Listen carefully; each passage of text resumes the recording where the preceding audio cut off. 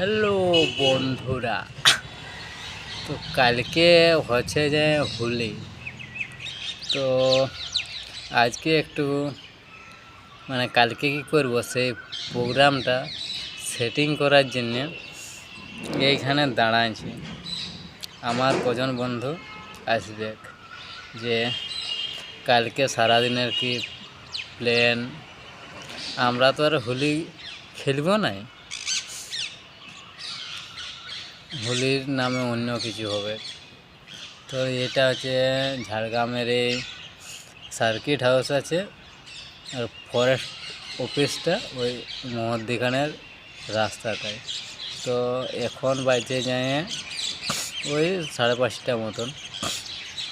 শুনশান রাস্তায় কেউ নাই, আমি একা দাঁড়িয়ে আছি। তো ওদেরকে তো অনেকক্ষণ ফোন করছি, ওরা বলছে যাচ্ছি, কখন আসে। ছোটোবেলায় তো অনেক হোলি খেলেছি, এখন কালকের প্ল্যানটা একটু অন্য রকমের হবে।